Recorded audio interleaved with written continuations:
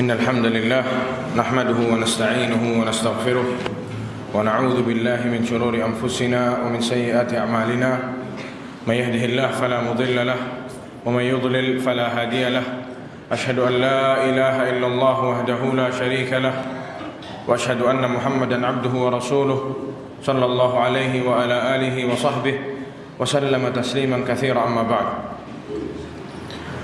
Alhamdulillah, puji syukur kita kepada Allah Subhanahu wa taala, yang mana Allah Subhanahu wa taala masih memberikan kita nikmat dan karunia-Nya yang sangat banyak. Salah satu di antaranya Allah Subhanahu wa taala masih mengizinkan kita untuk melangkahkan kaki kita ke masjid ini guna mengerjakan suatu kewajiban bagi setiap lelaki muslim, yaitu salat berjamaah di masjid. Semoga Allah Subhanahu wa taala menerima semua amalan ibadah kita. Amin. Tak lupa salawat serta salam kita curahkan kepada Nabi kita Muhammad sallallahu alaihi wasallam dan juga kepada para keluarganya dan juga para pengikutnya sampai hari kiamat. Kaum muslimin, para jamaah Masjid Ridwan yang semoga dirahmati Allah Subhanahu wa taala. Beberapa hari yang lalu terjadi suatu tragedi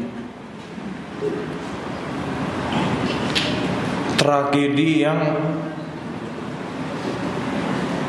Allah larang,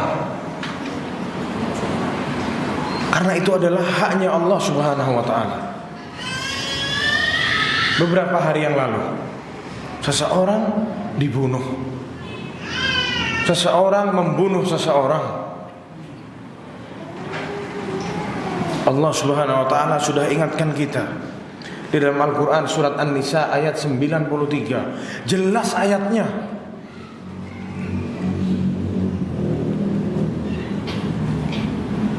Wa ma kana li mu'minin ay yaqtula mu'minan illa khata'a.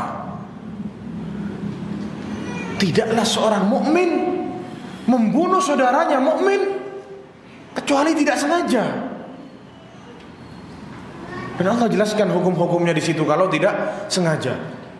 Lalu Allah lanjutkan ayatnya di ayat 93, "Wa man yaqtul mu'minan muta'ammidan fajaza'uhu jahannam khalidan fiha." Barang siapa yang membunuh seorang mukmin dengan sengaja,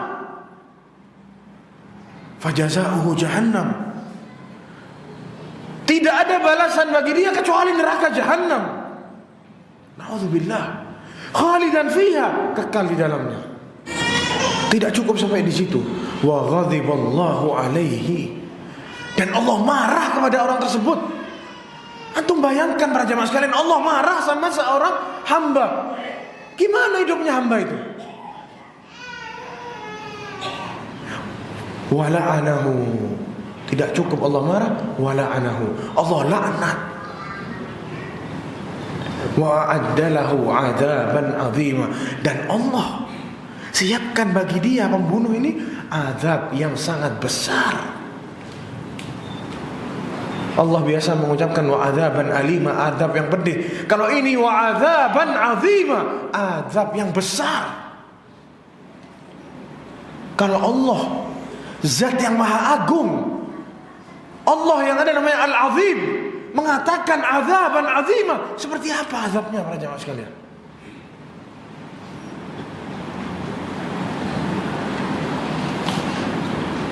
Semoga Allah Subhanahu wa taala mengungkap apa yang telah terjadi kemarin dan Allah mengampuni sang mayit rahimahullah rahmatan wasi'atan.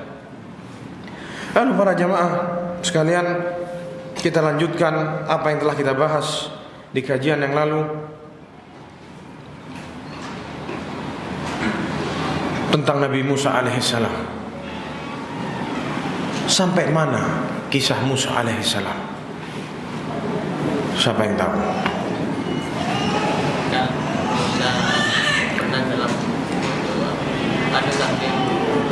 Adu sihir. Yang lain ada yang mau tambahkan? Ana punya satu pertanyaan. Kalau memang antum memperhatikan kajian ini yang 1, 2, dan 3, sampai detik ini yang sudah jelas beriman kepada Nabi Musa ada berapa? Berarti selama kajian antum tidur. Siapa yang tahu? Ada 4. Yang sudah jelas ayatnya menjelaskan atau dijelaskan dalam pengajian ini 1, 2, dan 3. Ada 4 yang sudah jelas beriman kepada Musa. Siapa yang tahu? Dari 4 ini anak bagi 2. Fadhal jawab 1 orang 2, 1 lagi 2. Kalau tidak tahu kita bubarkan pengajiannya. Siapa yang tahu? Yang pertama siapa? Harun dan Tidak, selain Nabi Harun, orang lain dari kaumnya Fir'aun. Siapa? Sintrinya Fir'aun 1, terus yang lain diem, dicontek nanti. Istrinya Fir'aun, Asia. Fadhal, dapat hadiah. Besar hadiahnya jemaah, Masya Allah. Nah. 2 lagi.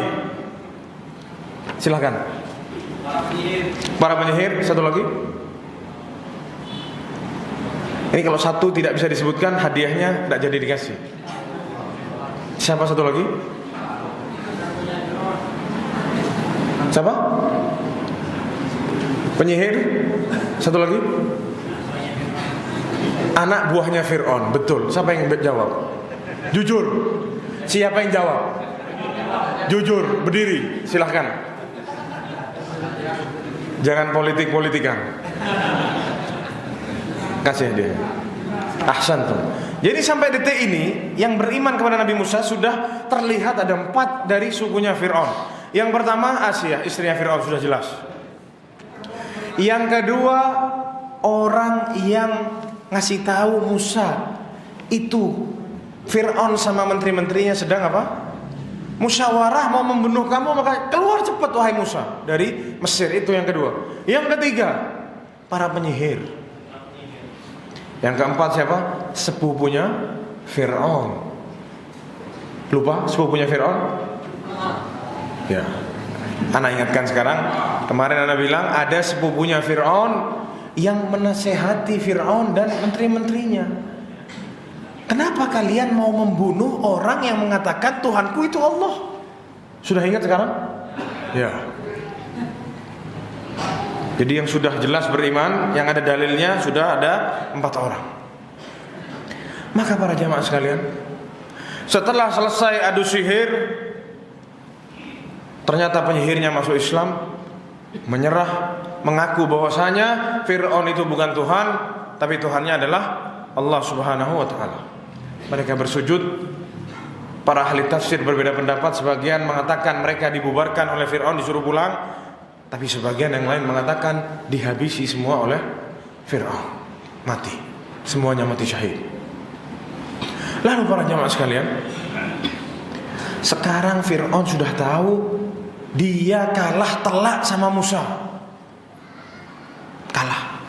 Dan kekalahannya disaksikan oleh masyarakat semua di Mesir. Itu membuat Fir'aun apa? Emosi. Dikatakan bahwasanya dia berniat untuk membunuh Musa sekarang. Fir'aun yahummu biqatli Musa.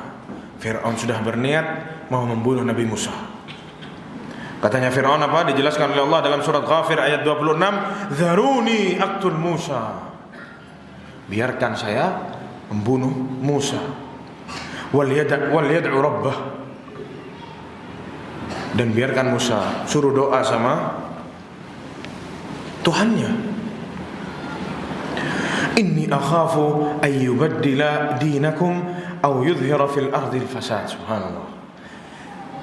Kenapa wahai Fir'aun engkau mau membunuh Musa? Dijawab sama Fir'aun, saya takut Musa itu merusak agama kalian, mengganti agama kalian, dan Musa menyebarkan kerusakan di muka bumi. Subhanallah. Yang rusak ente Fir'aun atau Musa? Orang kalau sudah sesat, dikasih tahu tidak mau, ya begitu. Dan sombong, dia merasa benar. Musa yang salah. Padahal Nabi Musa sudah tunjukkan segalanya ke Fir'aun. Minta bukti, ini buktinya. Tukang sihirnya yang dimintai tolong sama Fir'aun beriman sama Nabi Musa. Apalagi sekarang orang kalau sudah sesat, sombong, tidak mau mengakui, semakin dia dijauhkan oleh Allah dari hidayah. Fir'aun ini contohnya. Lalu para jamaah sekalian, sekarang dijelaskan bahwasanya Fir'aun mengerahkan seluruh tenaganya, tentaranya untuk menindas Bani Israel all out, istilahnya. Semua kekuatan ditujukan kepada mereka, Bani Israel. Namun Nabi Musa alaihissalam berdoa kepada Allah Subhanahu wa ta'ala, yang mana doanya dituliskan dalam Al-Quran di surat Yunus ayat 88. Rabbana, kata Nabi Musa, wahai Rabb kami, innaka ataita fir'auna wa mala'uhu zinatan wa amwala. Sungguh ya Allah, engkau telah memberikan Fir'aun dan rakyatnya zinatan wa amwala, perhiasan-perhiasan dan harta yang sangat banyak, fil hayatid dunya, di dunia ini. Rabbana liyudhillu an sabilik. Tapi Allah, kata Nabi Musa, mereka menggunakan itu semua untuk menyesatkan manusia dari agamamu ya Allah. Rabbana tmis ala amwalihim washdud ala qulubihim. Ya Allah, habisi semuanya harta-harta mereka ya Allah, dan keraskan hatinya. Fala yu'minu hatta yarawul adzabul alim. Agar mereka tidak beriman sampai mereka melihat azabnya Allah kelak di akhirat. Hatta yarawul adzabul alim, sampai mereka merasakan azab itu. Didoakan oleh Nabi Musa. Dan kita tahu doanya Nabi itu mustajab. Rasulullah SAW bersabda apa?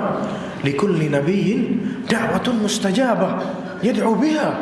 Setiap nabi memiliki doa yang pasti diterima oleh Allah. Terserah dia mau mendoakan apa, pasti diterima doanya oleh Allah Subhanahu wa taala. Tapi kata Rasulullah apa? Wa akhtabi'u da'wati syafa'atan li ummati yaumal qiyamah. Tapi aku sembunyikan doaku untuk syafaat bagi umatku di hari kiamat. Ini salah satu bukti cinta Rasulullah SAW kepada kita. Tapi Nabi Musa mendoakan Fir'aun dan bala tentaranya, keraskan hatinya, jangan sampai mereka beriman, sampai mereka melihat azab yang pedih. Kata Allah Subhanahu wa taala, qala qad ujibat da'watukuma. Saya terima dakwah kalian berdua, Musa dan Harun. Fastaqima, maka jalanlah, istiqomahlah, wala tattabi'ani sabilal ladzina la ya'lamun, dan jangan kalian ikuti jalannya orang-orang yang tidak mengetahui. Lalu para jamaah sekalian, Allah Subhanahu wa taala mengirimkan ujian-ujian, cobaan-cobaan bagi Bani Israel, bagi Qibti, sukunya Fir'aun, dan juga kepada Fir'aun.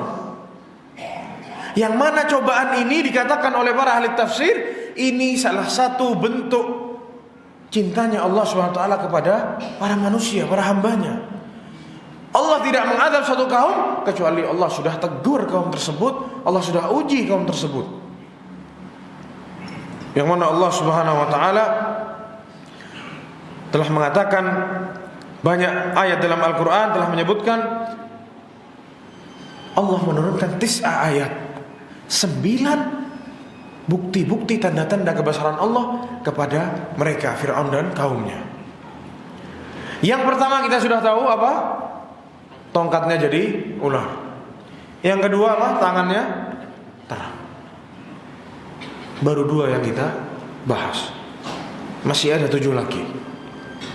Yang ketiga, Allah Subhanahu wa taala berfirman dalam surat Al-A'raf, "Wa laqad akhadna ala fir'auna bis-sinina wa naqsim minats tsamarat." Bis-sinin wa naqsim minats tsamarat. Kami telah berikan kepada Fir'aun dan kaumnya bis-sinin. Dikatakan oleh para ahli tafsir, sinin itu kekeringan, kering kerontang, tidak diberi hujan oleh Allah Subhanahu wa taala. Tidak ada hujan sama sekali. kering, tanahnya pecah-pecah, tidak ada satu tetes pun air yang menyentuh muka bumi. Ini yang ketiga. Wa naqsim minats tsamarat, dan yang selanjutnya tidak cukup itu. Semua taniannya habis, tidak ada buah-buahan dan tidak ada yang mau dimakan. Wa naqsim minats tsamarat, habis, kekurangan. Thimar, tidak ada lagi gandum-gandum yang mereka makan, tidak ada, habis semuanya. La'allahum yadhakkarun, dengan harapan mereka itu mau kembali kepada Allah Subhanahu wa taala. Fa idza ja'atuhumul hasanatu qalu lana hadhihi. Dan mereka, kata Allah Subhanahu wa taala, kalau datang kebaikan kepada mereka, qalu lana hadhihi, ini milik kita. Ini saya Tuhan, kata Fir'aun. Lana hadhihi, ini milik kita. Dari saya, kata Fir'aun. Wa in tusibhum sayyi'atun yatatayyaru bi Musa. Tapi kalau mereka mendapatkan kejelekan, yatatayyaru bi Musa. Ini gara-gara Musa. Seperti itu Fir'aun. Jadi tidak pernah mau menyadari. Tidak pernah sama Allah dikasih hidayah, tidak sampai hidayah ke hatinya Fir'aun. Sudah 4. Yang selanjutnya, Allah SWT berfirman, "Farsalna 'alaihimut taufan." Allah mengirimkan angin sama hujannya sampai banjir bandang di Mesir. Hujan sudah turun sekarang, mulai tumbuh lagi tumbuhan-tumbuhannya. Tapi Allah kirim lagi badai yang membawa air sungai Nil itu dihempaskan sama angin, naik semuanya, menghancurkan semua pertanian mereka. Ini yang kelima. Melihat seperti ini, mereka tahu ini kerjaannya Musa. Datang ke Musa, "Ya Musa, ud'u rabbak." Doa kepada Tuhanmu ya Musa. Kalau ini azab diangkat oleh Allah, kata mereka kita akan beriman kepada, la nu'minanna bika, kita akan beriman, sungguh kita akan beriman kepadamu, wala nursilannaka Bani Israel, dan kami akan serahkan Bani Israel kepada Musa. Ini kata mereka. Maka berdoa Nabi Musa, berhenti badainya, habis air-airnya semua, selesai, selamat semuanya. Balik lagi mereka kepada kesyirikannya, balik lagi mereka tidak mau menyerahkan Bani Israel. Dikirim lagi oleh Allah. Ini tanda yang ke-6, wal jarad. Setelah dikirim badai, habis badainya, mulai lagi tanaman-tanaman tumbuh semuanya. Allah kirim lagi wal jarad. Apa artinya jarad? Belalang. Belalang ini para jemaah sekalian, kalau cuma 1-2 tidak masalah. Allah kirimkan badai, tapi isi badainya belalang. Dihabiskan semua sama belalangnya, tidak ada tumbuhan, tidak ada daun kecuali habis dimakan sama belalang semua. Mau ngomong apa terus? Di kamarnya, di makanannya, pohon-pohon semuanya belalang. Terus setiap hari, yang ini mati, datang lagi belalang. Badai belalang, wal jarad. Datang lagi ke Musa. Ya Musa, ud'u lana. Doa kepada Allah Subhanahu wa taala, biar Allah angkat ini dari kita. Kalau Allah telah mengangkat ini, kalau kau mendoakan kita dan ini semua kita selamat, habis semua belalangnya, kita akan beriman kepada Tuhanmu dan kita akan serahkan kepadamu Bani Israel. Didoakan oleh Nabi Musa. Pergi belalangnya. Mereka tahu. Mereka lihat sendiri Nabi Musa berdoa kepada Allah Subhanahu wa taala. Hilang belalangnya. Tapi ya ini, namanya orang sudah ditutup hatinya oleh Allah, tak bisa apa-apa. Man yahdillah fala mudhillalah wa man yudlil fala hadiyalah. Kalau Allah sudah mau menyesatkan orang, nutup hatinya orang, tidak ada orang yang bisa memberi hidayah. Tetap mereka sudah kembali, hilang belalangnya. ditunda-tunda. Didatangi sama Nabi Musa, sini janjimu, mana janjimu? Serahkan Bani Israel. Oh, tunggu dulu, kita masih butuh mereka jadi budak. Ini kemarin habis ribut sama belalang, bersih-bersih dan 1000 alasan. Tapi tetap mereka tidak mau menyerahkan Bani Israel. Dan mereka tetap tidak beriman kepada Allah Subhanahu wa ta'ala. Allah kirimkan lagi azab. Wal qummal. Kummal itu ada yang bilang, para ahli tafsir mengatakan kummal itu maksudnya semut. Kalau kata orang Madura apa? Kaleng. Yang sakit kalau gigit itu. Ada yang bilang lagi kutu. Yang tahu para ibu-ibu, kalau sudah ada kutunya gimana rasa gatalnya, sakitnya gimana, tidak bisa tidur dan lain sebagainya. Antum bayangkan Allah kirimkan kutu dengan pasukannya semua, badai kutu, di makanannya kutu, di kasurnya kutu, semua kutu. Atau kalau kita menafsirkan dengan semut, semuanya semut. Zaman dulu tidak ada kapur barus, kapur anti semut tidak ada. Tidak ada baygon. Semut ya sudah. Di kasurnya semut, di makanannya, di piringnya semua semut. Atau semuanya kutu. Bisa tidur antum? Kita anggap sepele, ini cuma semut, diinjak mati. Coba kalau semutnya banyaknya, lebih banyak dari jumlahnya antum di sini. Berbondong-bondong semut atau kutu, terbang ke sana, terbang kemari. Datang ke Musa. Ya Musa, doakan kita agar Tuhanmu mengangkat ini dari kita. Kalau engkau angkat, kalau Allah angkat ini, kita akan beriman kepada Allah dan menyerahkan kepadamu Bani Israel. Alasannya alasan yang dulu. Tapi lihat hati seorang Nabi dan Rasul, optimis, husnudzon. Kalau kita jadi Nabi, alah lecek, ini bohong. Saya sudah tes dari dulu, tidak ada. Tidak pakai doa-doa lagi. Masalahnya bukan kita yang jadi Nabi. Nabi Musa diangkat lagi, hilang kutunya, habis mati. Namun mereka tidak mau beriman kepada Allah. Mereka tetap mokong, tidak mau menyerahkan Bani Israel. Allah kirim lagi. Ini lebih dahsyat. Allah kirim kodok, tapi dengan berjuta-juta kodok. Sampai dikatakan oleh para ahli tafsir bahwasanya sampai di titik bahwasanya kalau mereka mau makan, mangap, kodok yang loncat ke mulutnya. Antum bisa bayangkan para jamaah sekalian? Hidupnya penuh dengan kodok. Ada kodok di sebelah kamar, rame-rame, kita tidak bisa tidur. Gimana kalau semua di kamar kita isinya kodok? Loncat satu, loncat dua, loncat ke kasur, loncat ke muka kita, kodok. Bayangkan antum, penuh dengan kodok. Datang lagi ke Musa, minta doakan. Didoakan lagi oleh Nabi Musa. Diangkat azabnya oleh Allah Subhanahu wa ta'ala.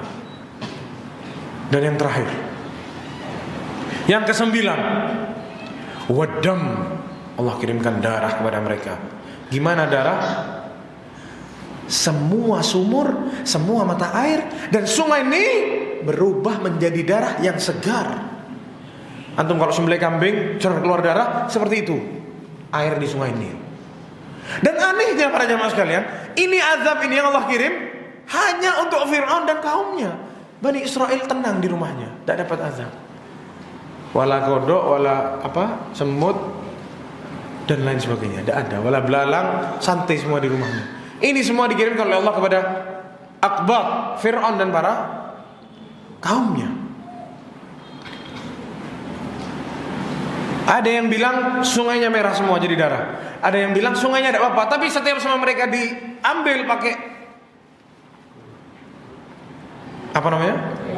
ember atau gayung, berubah jadi darah. Ngambil di sumur, diambil, berubah jadi darah. Gimana mau minum terus? 9 cobaan atau 9 ayat tanda kebesaran Allah Subhanahu wa taala, 9-9-nya sudah dikirimkan kepada mereka, namun mereka semuanya tidak mau beriman kepada Allah Subhanahu wa taala. Mereka berdoa, minta doa ke Musa untuk diangkat. maka diangkat oleh Allah Subhanahu wa taala. Sekarang para jamaah sekalian, Musa diperintahkan oleh Allah Subhanahu wa taala untuk mengatakan kepada kaumnya, wa auhayna ila Musa wa akhihi, dan kami beri wahyu kepada Musa dan Harun saudaranya, anta bawwa'a liqaumikuma bimisr buyuta waj'alu buyutakum qiblatan wa aqimus shalah wa basyiril mu'minin. Surat Yunus ayat 87. Wahai Musa dan Harun, jadikanlah Mesir sebagai tempat tinggal kalian.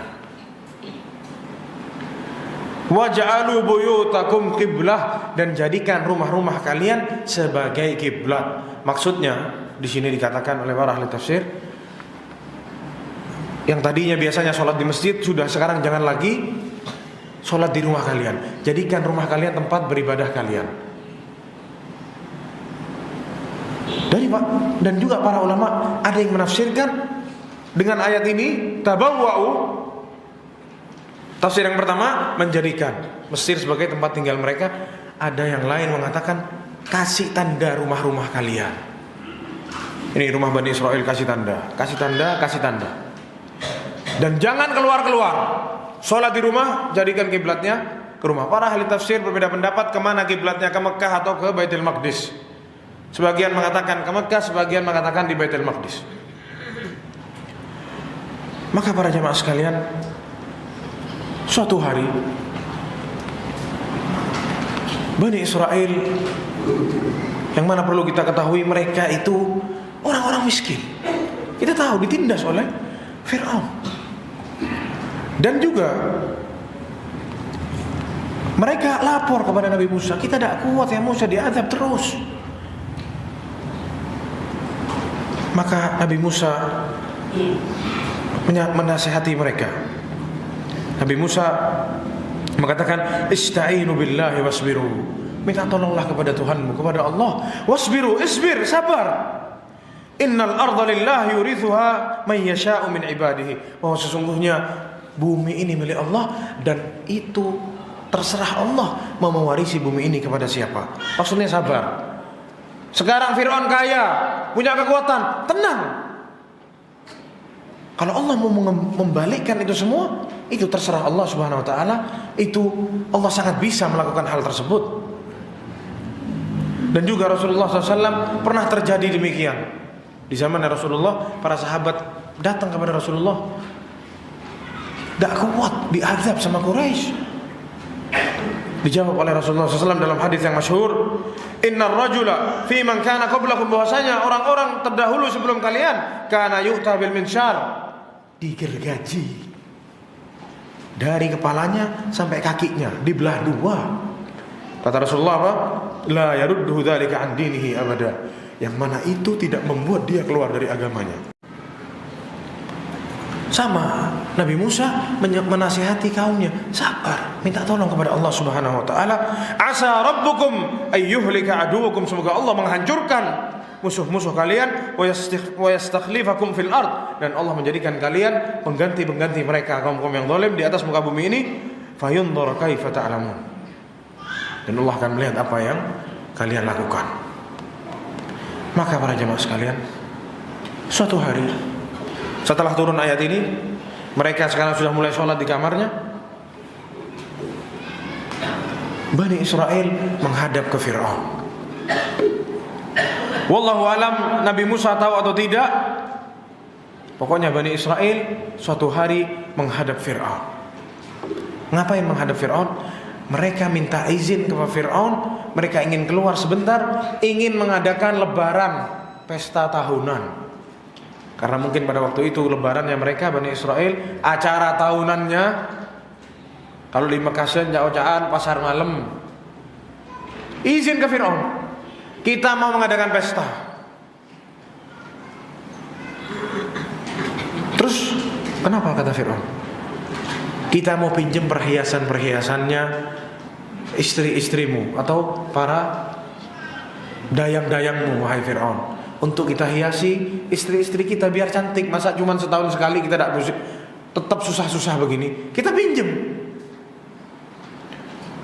Ya Fir'aun gimana? Dia merasa Tuhan. Kalau dia tidak ngasih gimana Tuhannya kok pelit? Takut dia kan? Mau tidak mau ngasih. Dikasih sama Fir'aun. Oke, mau pinjem? Iya, kasih, pinjemin. Berbondong-bondong dipikul itu, perhiasan-perhiasan dibawa sama Bani Israel.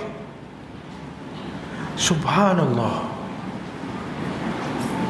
Mungkin di hari yang sama Allah turunkan ayat kepada Musa. Allah Subhanahu wa taala berfirman di dalam surat Asy-Syu'ara ayat 52. Wa auhayna ila Musa an asri bi ibadi innakum muttaba'un. Kami wahyukan kepada Musa an asri bi ibadi, keluarlah kalian dari Mesir pada waktu malam. Ini dalam keadaan Bani Israel membawa apa? Emas-emasnya Fir'aun. Tahu-tahu turun ayat an asri bi ibadi, keluar kalian dari Mesir malam-malam. Dan subhanallah, sekarang mereka ada di rumah mereka masing-masing. Karena kalau kita lihat tadi tafsiran ulama apa, ada yang bilang sudah dikasih tanda, dan mereka sekarang sudah tidak lagi keluar untuk beribadah. Jadi mereka sekarang Bani Israel ada di rumahnya masing-masing. Tinggal diketok rumahnya, diem-diem semuanya, ayo keluar semuanya rame-rame. Innakum muttaba'un, sungguh kalian akan disusul oleh Fir'aun. Sudah dikasih tahu sama Allah Subhanahu wa taala. Maka keluarlah Musa kemana? Mengarah ke Baitul Maqdis. Tapi zaman dulu para jamaah sekalian, tidak ada GPS, map, tidak ada. Kesini, terus belok sini, belok sana, terus ngomong nanti, ya setelah ini tikungan belok 500 meter ke kiri, tidak ada. Keluar, pokoknya keluar dari Mesir. Mana Baitul Maqdis? Ke sana, bismillah, jalan ke sana. Berangkat Nabi Musa membawa umatnya Bani Israel ini, yang jumlahnya tidak tahu berapa banyak. Ada yang bilang sedikit, ada yang bilang banyak. Karena kita tahu Bani Israel itu dibunuhi sama Fir'aun. Mungkin karena dibunuhi, mereka tidak bisa reproduksi. Yang laki banyak mati, sisa yang tua-tua mungkin. Ada yang bilang banyak, karena Bani Israel itu apa? Dari zamannya Nabi Yusuf sudah tinggal di Mesir. Bahkan ada yang bilang ratusan ribu, ada yang bilang 60.000 yang jalan kaki sama Musa kemana? Keluar dari Mesir. Berangkatlah mereka, diem-diem jalan kaki, dipikul semua hartanya. Ada yang bawa kambingnya, yang sambil bawa emas-emas yang dipinjam sama Fir'aun itu. Masa mau pamit ke Fir'aun? Ini syukron, ana balikin emasnya. Lu mau kemana? Saya mau keluar sama Musa. Habis dibunuh semua. Tidak pamit. Keluar malam-malam berangkat ke arah Baitul Maqdis. Kita tahu para jamaah sekalian, ibu-ibu bawa anak kecil, orang tua jompo, tidak punya kendaraan, bawa harta-hartanya, lambat jalannya. Lewat mana? Ya pokoknya jalan ke sana. Dikatakan Nabi Musa berdiri paling belakang. Kata para ahli tafsir, mereka seolah-olah pengembala kambing jaga kambingnya dari belakang, takut ada yang ketinggalan. Ini salah satu rahmat Rasul kepada umatnya, dijaga oleh Nabi Musa. Berangkat semua kalian, jalan terus ke sana. Keesokan harinya ketahuan sama Fir'aun, emas tidak dibaliki, dicari mungkin tidak ada di kampungnya. Satu orang tidak ada, dua orang tidak ada, ternyata semua Bani Israel sudah tidak ada.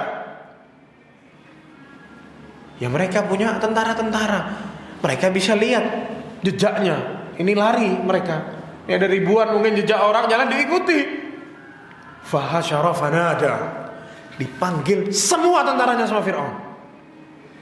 Tahu jamaah sekalian, dikumpulkan semua tentaranya sama Fir'aun, tidak tersisa. Semua tentaranya yang berkuda, pedang-pedangnya, besi-besinya, semua dibawa sama Fir'aun. Apa kata Fir'aun? Fa arsala Fir'aun fil madaini hasyirin. Dikumpulkan semuanya di kota itu, di Mesir itu sama Fir'aun. Lalu Fir'aun mengatakan, inna haula'i lasyirzimatun qalilun. Bani Israel, kurang ajar. Hartanya dibawa terus inti kabur katanya. Syirzimatun qalilun. Kalian itu jumlahnya sedikit. Kok berani kalian kabur? Marah Fir'aun. Inna haula'i lasyirzimatun qalilun wa innahum lana laghaizun. Dan sungguh mereka membuat saya marah, kata Fir'aun. Saya marah beneran sekarang. Ini yang mengaku Tuhan sekarang apa? Marah besar. Wa inna la jami'un hadirun. Dan kita semua berjaga-jaga. Jadi Fir'aun itu senang, dia ketahuan Nabi Musa kabur. Dan sungguhnya kita benar-benar golongan yang selalu berjaga-jaga, katanya Fir'aun. Fa akhrajnahum min jannati wa uyun. Maka kami keluarkan Fir'aun dan kaumnya dari taman-taman dan mata air.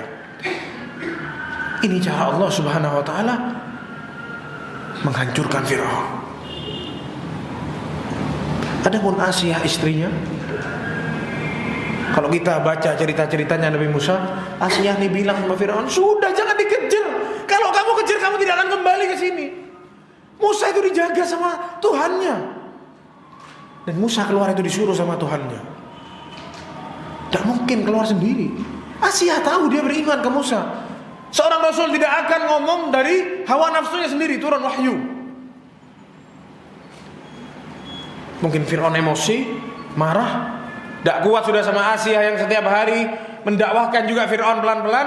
Akhirnya digantung, katanya disalib Asia. Diikat rambutnya, digantung, tidak dikasih makan, dibiarin sampai mati. Yang mana Asia berdoa, qala rabbi ibnili 'indaka baitan fil jannah. Ya Allah, bangunkan untukku rumah di surga. Tetap mokong Fir'aun berangkat.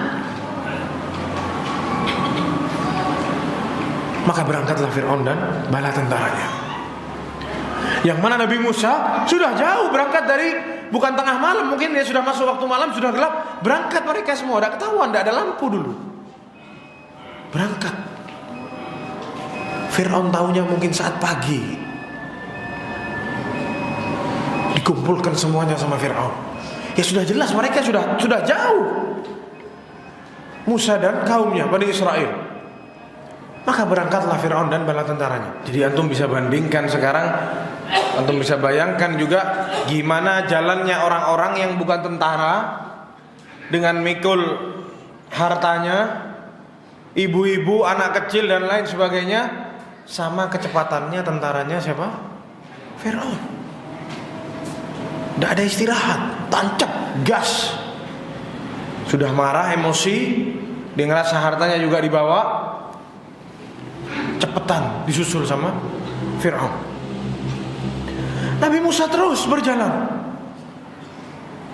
dengan menjaga umatnya Bani Israel dari belakang, sampai akhirnya mereka terkepung di satu sisi, terkepung di satu sudut, yang mana di depannya Laut Merah, kanan dan kirinya gunung. Terjebak di situ Nabi Musa. Dan Nabi Musa tidak tahu harus kerja apa, harus berbuat apa. Dan di saat demikian,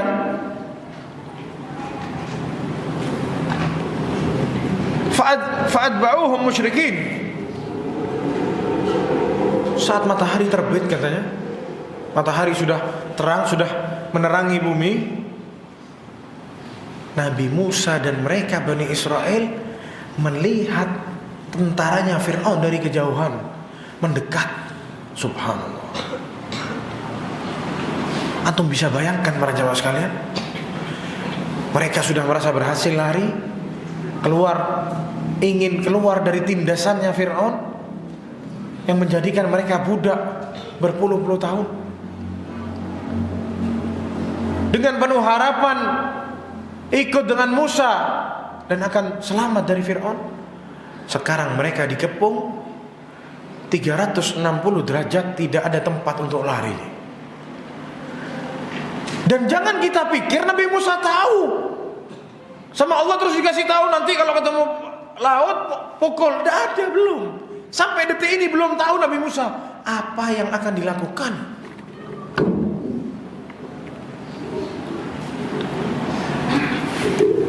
Di saat yang tegang seperti itu, lelah jalan kaki, di depannya laut yang ombaknya besar saling menghantam satu dengan yang lain, kanan kirinya gunung, di belakangnya ternyata Fir'aun sudah dari kejauhan, mungkin dari puluhan kilo sudah kelihatan sana debunya bala tentaranya Fir'aun dari saking banyaknya menghentakkan kakinya di tanah, sudah kelihatan. Apa yang dikatakan oleh kaum Nabi Musa? Falamma tara al-jam'ani qala ashabu Musa. Setelah dua kubu ini saling melihat satu dengan yang lain, inna lamudrakun. Wahai Musa, sampai sini hidup kita habis. Kita keluar dari Mesir mengharap selamat, tapi kayaknya sampai di sini hidup kita. Inna lamudrakun, sudah habis. Kita kena sama Fir'aun, dan tidak mungkin sama Fir'aun terus kita tidak diapa-apain. Habis kita. Kita habis dibunuh semua sama bala tentaranya Fir'aun.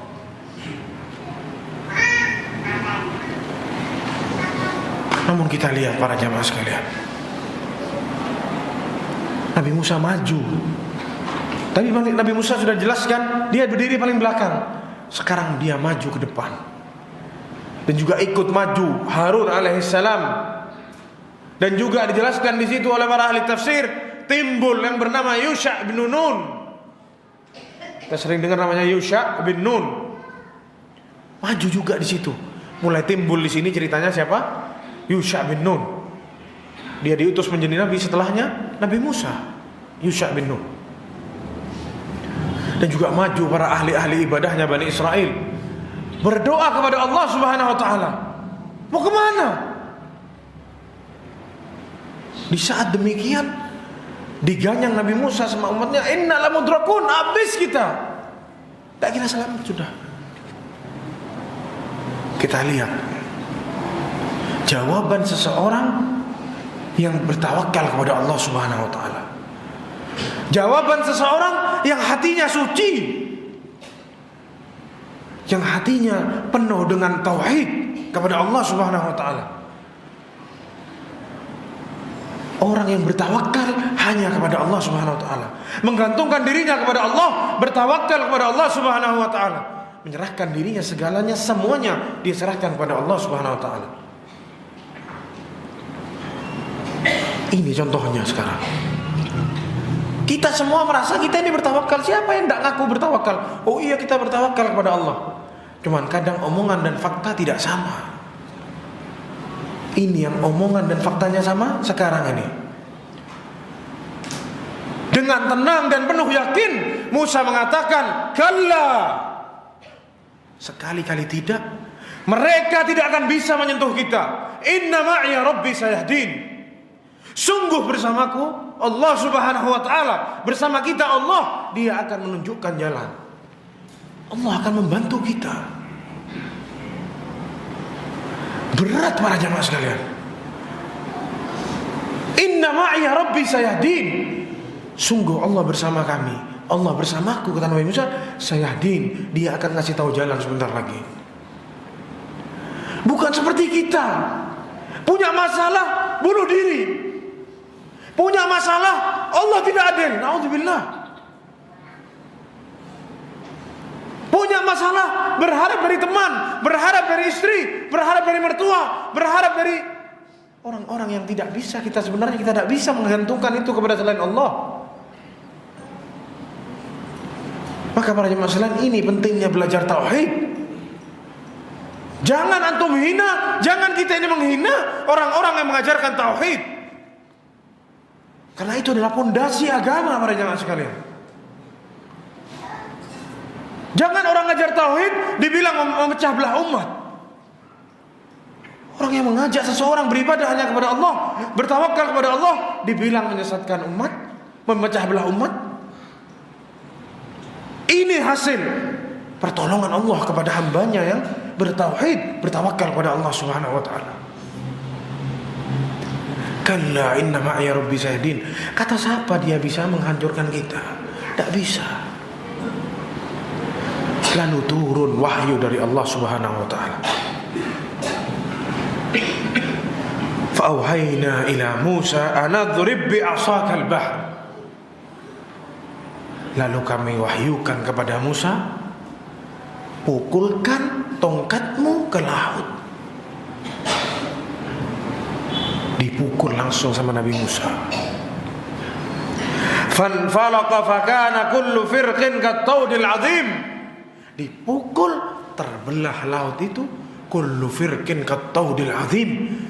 Dinding yang sini dan air yang sini, air yang situ seperti dinding kebuka, tidak ada air satupun netes. Antum bisa bayangkan para jamaah sekalian, laut yang kita lihat setiap hari belah dua, berdiri, tidak ada satupun air yang netes. Qattaudil azim, seperti tembok yang besar.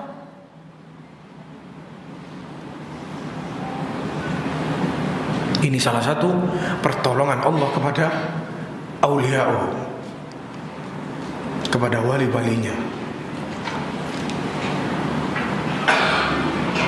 Sudah kejepit, akal sehat sudah tidak mampu, sudah habis mati. Itu kalau pakai akal sehat kita. Cuman kita ini punya Tuhan yang maha bisa, tapi kadang kita kendor, kita kurang yakin. Innallaha ala kulli syai'in qadir. Sungguh Allah itu maha bisa kepada segala sesuatu. Kita baca terus, tapi kita tidak yakin. Tidak cukup sampai di situ para jemaah sekalian. Ditafsirkan, di tafsiran yang lain, Allah jadikan jalanan itu jadi gang-gang, 12 gang. Karena Bani Israel ada berapa? 12 suku. Satu suku masuk gang yang ini, satunya lagi terus. Masing-masing suku Allah beri jalan masing-masing. Dan di setiap tembok gang ada temboknya, gang sebelahnya ada temboknya. Allah kasih lubang-lubang. Jadi yang jalan di sini bisa lihat tuh saudara-saudaranya, familinya juga jalan di gang yang situ. Jadi tidak takut. Subhanallah. Dan sebelum mereka menginjak itu tanahnya laut yang terbuka itu, dikatakan Allah mengirimkan angin. Rihad dabur, angin dabur. Untuk apa angin itu? Agar jalanannya yang tadinya laut, yang tadinya pasirnya laut yang basah itu, yang becek itu sekarang tidak becek lagi, bisa diinjak untuk dibikin jalan. Kurang apa Allah Subhanahu wa taala? Lengkap. Sun Allah alladzi atqana kulla syai'. Allah itu kalau menjadikan sesuatu, menciptakan sesuatu, mutqin, ahli. Tidak mungkin ada kurangnya, tidak mungkin ada salahnya. Laut itu bukan cuma dibuka, bukan. Dikasih jalan yang luar biasa, tanpa ada becek-becek. Kalau becek-becek orang injek tanah masuk susah mau jalan. Sekarang tanahnya sudah kering, mereka bisa berlari di sana. Masuk semuanya, lari. Nabi Musa dan kaumnya. Dan Fir'aun semakin mendekat. Yang ini lari sampai akhirnya Nabi Musa sampai ke mana? Sampai ke ujung laut yang sebelah sana. Sampai di sana dikatakan Nabi Musa itu takut. Dipentung lagi sama Nabi Musa. Tidak ketutup lautnya. Loh, dipukul tidak ketutup lautnya. Loh gimana? Ada ayat lain menjelaskan, utruku, kata Allah, biar, suruh mereka masuk dulu. Fir'aun ngelihat laut itu kebelah, mikir dia, masuk enggak? Cuman ini para jamaah sekalian, gengsi, sombong, itu menghancurkan seseorang. Syekhul Islam Ibnu Taimiyah mengatakan, ada 3 hal yang menghancurkan kehidupan seseorang. Yang pertama, sombong, gengsi, dan yang terakhir apa? Nekat. Kita Kita ini jangan terlalu nekat hidup ini. Tamak, jangan. Ini yang ada di dirinya Fir'aun. Masuk Fir'aun, masuk semuanya. Dipanggil tentara Fir'aun, ikut semuanya. Masuk semuanya ke laut. Sampai di tengah laut. Sudah sampai di tengah, Allah perintahkan, ketuk ya Musa. Di riwayat yang lain dikatakan bahwasanya di situ di rombongannya Nabi Musa ada malaikat Jibril berubah jadi seseorang. Jadi saat Allah turunkan wahyu ke malaikat Jibril bisiki Musa, ketok itu. Jadi malaikat Jibril ada di sana. Pas saat sampai juga di sana katanya malaikat Jibril belum bisik-bisik sama Nabi Musa dipukul, belum bisa tutup. Sampai akhirnya Allah bilang, pukul lagi, dibisiki sama malaikat Jibril, pukul lagi. Habis, hancur semuanya Fir'aun dan bala tentaranya. Sekarang antum bisa bayangkan laut dibelah sama Allah berapa meter tingginya. Sekarang mereka bala tentaranya Fir'aun dihantam, dijepit sama Allah dengan ombak itu. Dar, habis semuanya. Dan Bani Israel menyaksikan itu. Dan Bani Israel apa? Menyaksikan kehancuran Fir'aun dan bala tentaranya. Habis semuanya. Habis yang namanya Fir'aun, Walid bin Mus'ab, habis. Sampai titik di situ kaumnya Musa yang sudah ditindas sama Fir'aun selama itu, dia masih takut. Dia tidak percaya, tidak mungkin Fir'aun mati katanya. Fir'aun itu Tuhan, tidak mungkin dia mati, paling masih hidup katanya. Mereka tidak percaya sebelum melihat jasadnya apa? Fir'aun. Dikeluarkan oleh Allah jasadnya. Al-yawma nunajjika bibadanika. Kata Allah, kami keluarkan badanmu, kami selamatkan ya Fir'aun badanmu keluar dari laut itu agar menjadi apa? Tanda bagi orang-orang yang datang setelahmu. Buat kita semua ini jasadnya Fir'aun itu adalah tanda. Jangan main-main sama Allah Subhanahu wa ta'ala. Jangan kita berbuat syirik kepada Allah Subhanahu wa ta'ala. Baru Bani Israel percaya Fir'aun sudah mati. Maka para jamaah sekalian, saat Fir'aun dihantam sama ombak, Fir'aun sudah melihat azab Allah di depan matanya. Fir'aun mengatakan, qala amantu annahu la ilaha illa alladhi amanat bihi banu Israel wa ana minal muslimin. Sampai di detik itu dia sudah lihat kebesaran Allah, dia sudah lihat azab Allah, kehebatan Allah yang sangat besar ini, masih gengsi. Dia tidak bilang saya beriman kepada Allah Subhanahu wa taala, enggak.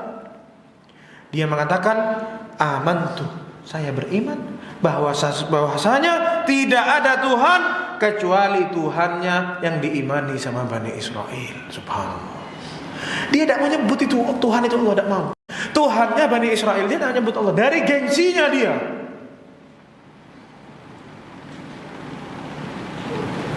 Tapi dikatakan mulutnya Fir'aun apa? Disumpel oleh malaikat Jibril. Kenapa demikian? Kita bertanya-tanya. Loh kok begitu? Orang ngasih hidayah kok ditahan-tahan? Jadi para jamaah sekalian, Allah itu kalau sudah marah, marahnya ini menyebabkan orang yang cinta kepada Allah itu juga marah. Malaikat itu tahu Allah itu marah sama Fir'aun. Jadi malaikat Jibril itu juga marah sama Fir'aun. Dan juga para jamaah sekalian, taubat itu masih diterima sama Allah. Malam yugharghir, kata Rasulullah SAW. Apa? Sebelum sampai di kerongkongan. Sebelum dia melihat apa yang kita semua tidak bisa lihat.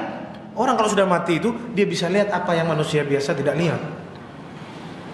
Mungkin dikasih lihat azab sama Allah, dikasih lihat malaikat maut yang menyabut nyawanya, baru dia mau beriman. Telat sudah. Dalam hadis dikatakan makhafata ayyudrikuhur rahmah. Malaikat Jibril takut Allah merahmati Fir'aun. Subhanallah. Itu Tuhan kita Allah Subhanahu wa taala yang kita baca setiap hari apa? Ar-Rahmanir Rahim, Maha Pengasih dan Maha Penyayang. Fir'aun yang sudah seperti itu, kalau dia mau masuk Islam, diampuni semua dosanya sama Allah Subhanahu wa taala. Malaikat Jibril takut Allah memberi rahmat Fir'aun. Sumpul mulutnya, sekalian sudah tidak usah tobat. Dan sudah telat sudah. Dan juga dalam hadis yang qudsi apa Allah Subhanahu wa taala berfirman, "Inna rahmati sabaqat ghadabi." Sungguh rahmatku mendahului apa? Marahku. Kita ini tidak mau tobat. Sampai salah satu pepatah Arab mengatakan apa? Kuburuna tubna wa nahnu ma tubna. Kuburan kita sudah dibangun, sudah ada tanahnya sekarang, tapi kita tidak bertobat kepada Allah Subhanahu wa taala. Padahal Allah itu Rahim. Allah yang mengatakan, kalau engkau mendatangi saya dengan dosa yang sangat banyak seperti buih di lautan, tapi engkau datang kepada saya, tidak syirik kepada saya, kata Allah, tidak menyekutukanku, saya akan datangkan ampunan sebanyak dosamu. Tapi kita tetap tidak mau bertobat. Maka para jemaah sekalian, dari mukulnya tongkatnya Nabi Musa itu, Allah juga ngasih tahu kita. Sekarang Anda mau tanya, apakah Allah tidak bisa langsung buka lautnya tanpa diketok sama Nabi Musa? Apakah Allah tidak bisa? Bisa. Tapi ini sama ahli tafsir ditafsirkan, kita manusia harus usaha. Jangan kita ini cuma tawakal saja banyak. Sudah tidak usah cari perempuan, nanti juga kawin sendiri. Tidak usah istri, nanti punya anak. Tawakal kepada Allah. Bukan itu tawakal. Allah suruh ketuk, usaha, badrul asbab, cari sebab. Meskipun sedikit sebabnya, Allah akan kasih. Jangan kita putus asa. Allah suruh kita ini apa? Berusaha. Pukul lautnya. Apa artinya sebuah pukulan laut, pukulan tongkat di sisi laut? Apa artinya? Tapi Allah mau ngasih tahu, kamu usaha, urusan usahamu saya yang nanggung, kata Allah. Saya yang ngurus semua. Begitu juga dikisahkan Maryam, ibunya Nabi Isa, lapar, disuruh goyang apa? Wa huzzi ilaiki bi jid'in nakhlah, disuruh goyang pohon korma. Sekarang antum kalau nemu pohon korma, kalau umrah, mudah-mudahan antum diberi rezeki bisa umrah atau haji oleh Allah Subhanahu wa taala. Amin.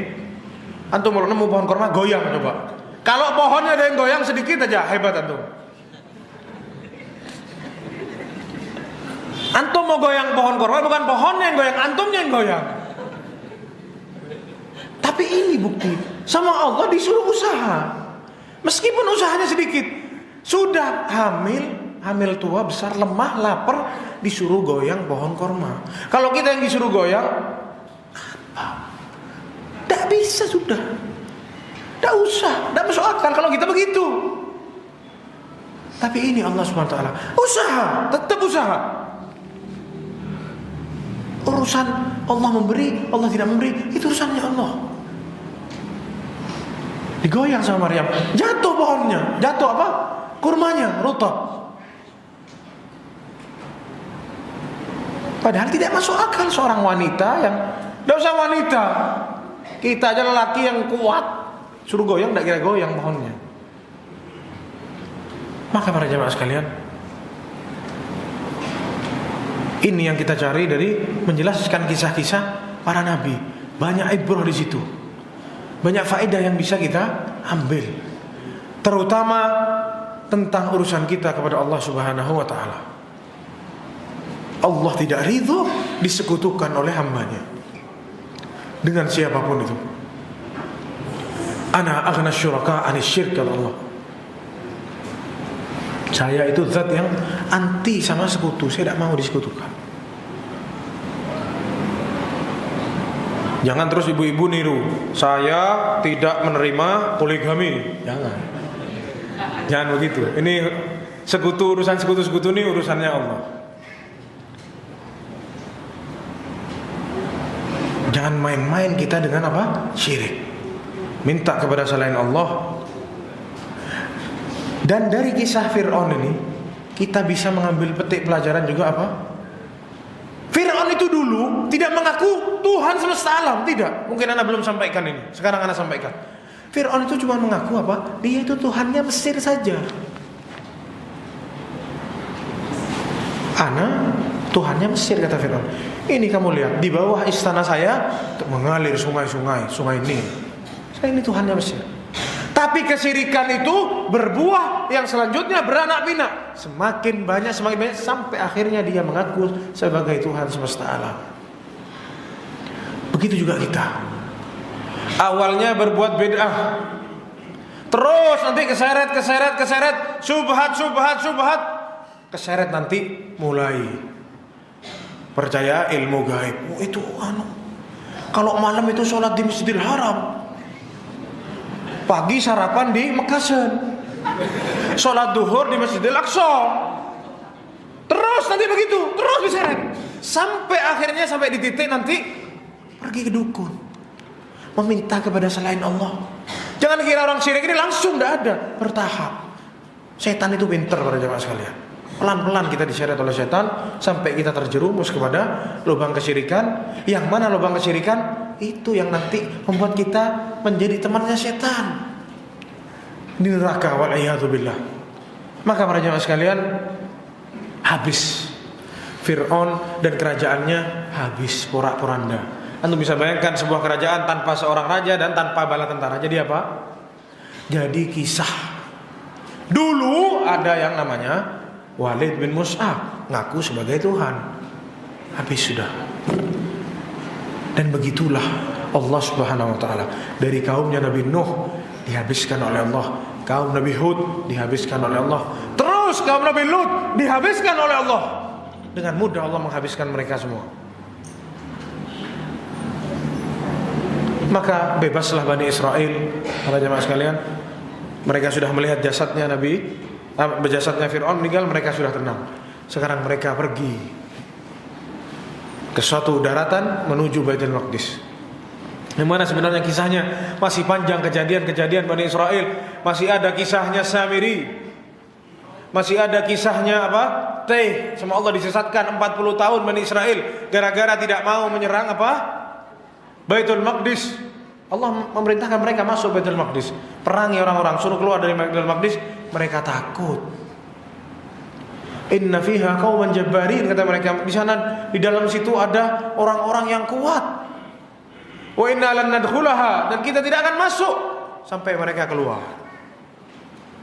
Padahal sama Nabi Musa, sama Allah sudah dijamin kalau kau merangi mereka, kau akan masuk. Tapi ini Bani Israel ngejir. Sudah lihat kebesaran Allah, tapi tetap tidak membuat mereka apa? Tobat, takut kepada Allah. Sampai mereka berani mengatakan, Musa, pergi kamu sama Rabbmu, perang, kita tunggu di sini aja, katanya. Ini balasannya Bani Israel kepada Nabi Musa yang sudah menyelamatkan dia dari Fir'aun. Maka ada yang bilang sesi kelima, tapi tidak usah kayaknya. Sudah cukup sampai di sini. Dan juga ada kisah tentang sapi, surat Al-Baqarah itu dikasih nama sapi, yaitu kejadian di kisahnya Bani Israel. Dan juga ijlan jasadan lahu khuwar, sapi yang dari emas yang dibuat sama Samiri. Terus ada lagi kisah apa? Setelah selamat dari itu, dari Laut Merah sudah nyebrang, selamat dari Fir'aun, mereka melewati apa? Satu kaum yang menyembah berhala. Antum lihat. Ini yang terakhir, menyembah berhala. Apa yang dikatakan sama mereka? Musa, dengan polosnya mereka mengatakan, bikinkan kita Tuhan seperti mereka. Tuhan punya Tuhan juga. Subhanallah. Ini terjadi di zamannya Rasulullah. Saat mau perang, Rasulullah SAW apa? Menyerang satu kaum. Kaumnya menggantungkan pedang-pedangnya di pohon. Terus sahabat-sahabat ini yang mereka mengatakan, yang meriwayatkan hadis, wa nahnu hudatsa'u ahdin fil Islam, kita baru masuk Islam, kita masih belum banyak mengerti. Ij'al lana dzatu anwat kama lahum dzatu anwat. Jadikan buat kita apa? itu pohon Dzat wal Ma'ad yang bisa dibuat jadikan bergantung seperti mereka. Marah Rasulullah SAW. Ini adalah sunnahnya Bani Israel saat mereka melewati suatu kaum yang punya patung disembah. Padahal di depan matanya sendiri Allah bukakan laut untuk mereka. Mungkin ini para jamaah sekalian yang bisa Anda sampaikan. Kurang lebihnya mohon maaf karena memang ceritanya Nabi Musa sangat panjang. Namun puncaknya mungkin kisahnya ini di sini setelah Fir'aun meninggal dunia sudah. Karena memang kita menceritakan Nabi Musa dan musuhnya Fir'aun.